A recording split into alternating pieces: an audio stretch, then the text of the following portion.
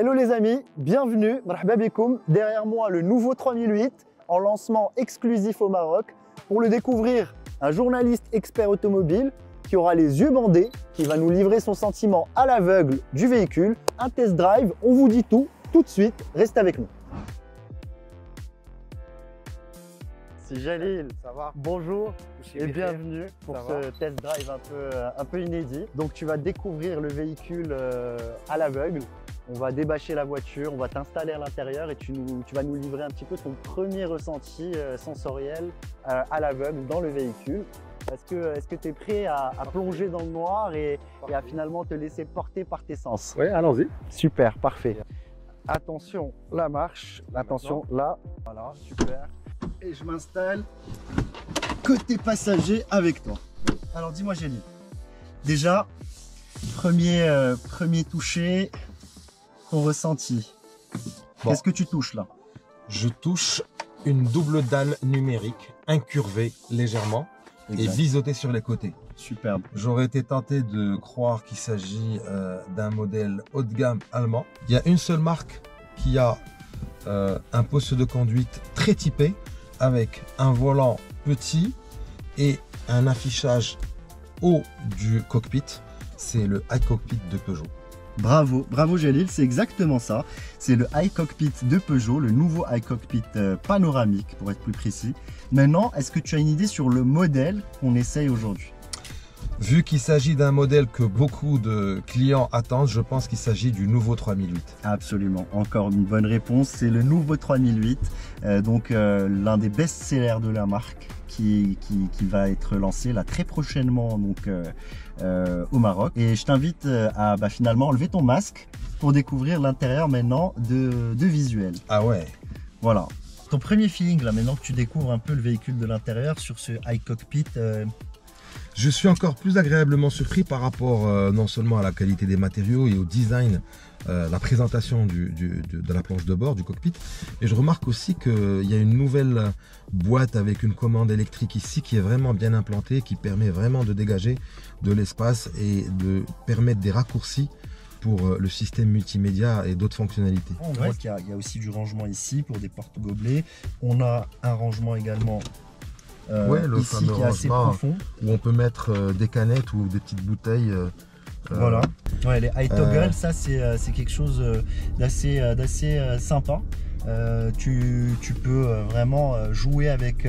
On avait ça sur l'ancien modèle, mais elles n'étaient pas tactiles et programmables. Ouais, et là en fait tu as deux pages et tu as une possibilité de paramétrer en fait voilà, c'est ça. Les éléments dont tu as le plus besoin. En tout cas, donc vraiment un peu un côté smartphone qui est très sympa. Tu as aussi des touches qui sont de vraies touches pour le coup. C'est pas des touches haptiques où voilà, on a peur de faire une manip qui est pas voulue, non désirée.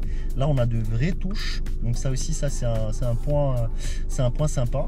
Alors mon cher Jalil, première impression sur cette calandre. On voit qu'il y a un joli travail au niveau des lignes, un mélange de courbes et de lignes franches.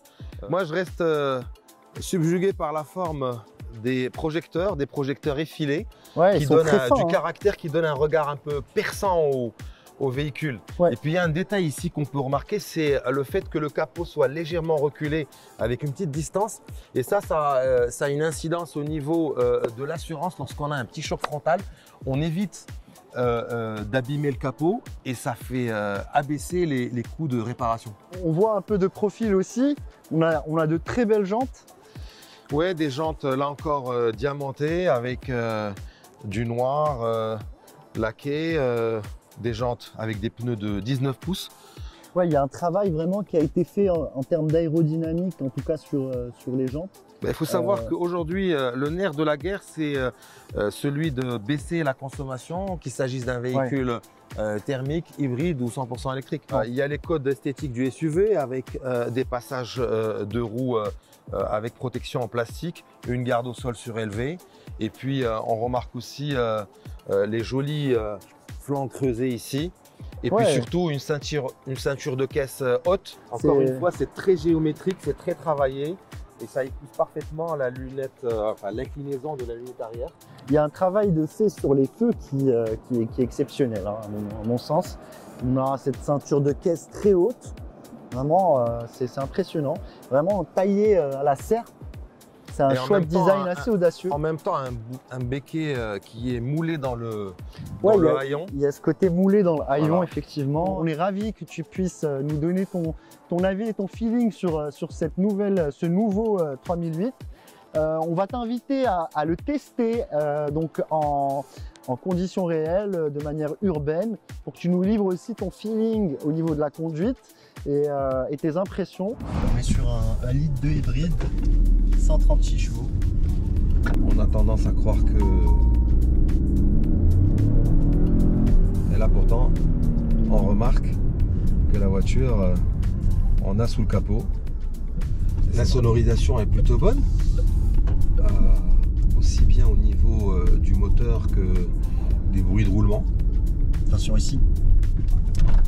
Voilà, non, je l'ai fait exprès pour tester le confort de l'amortissement et de suspension. Ouais. Ah ouais, on remarque bien qu'il absorbe les parce que ça c'est l'un des aspérités de la route. Les plus méchants du CFC. Donc voilà l'avantage aussi de, comme je disais, de l'hybride, c'est au niveau de la conduite, mais aussi au niveau de la consommation. Il faut savoir que grâce à ça, on retombe sur des seuils de consommation qui sont proches d'un diesel, c'est-à-dire généralement moins de 5 litres, voire 4 litres au 100 km. Et ça, c'est très intéressant. On a jusqu'à 20% d'économie de carburant avec ce type de motorisation.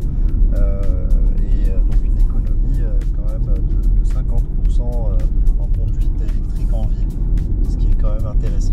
Jalil, i3008. Je remarque qu'au-delà de la jolie couleur, il y a de belles roues avec des gommes spécifiques de 20 pouces. Voilà, je remarque aussi le E de la version 100% électrique du 3008. Absolument. Est-ce que je peux la conduire? Écoute avec plaisir. Je remarque déjà que on a un cockpit similaire à celui de la version thermique hybride, mais on remarque un habillage spécifique au niveau de la planche de bord avec un effet un peu, comment dire, c'est un effet rétro-éclairé, futuriste. Puis là c'est une version GT avec l'inscription GT sur le volant, et puis entre autres options un toit ouvrant panoramique. Donc voilà, on s'élance dans un confort acoustique absolu. Ouais, c'est le silence. Un silence.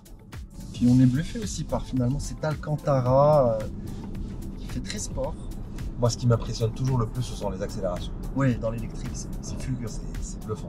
J'ai été vraiment agréablement surpris aussi bien par la version hybride que cette version full électrique. Franchement, ça promet. Bon, on se retrouve très bientôt pour de prochaines aventures. Merci Jalil. J'ai hâte. À bientôt. À bientôt.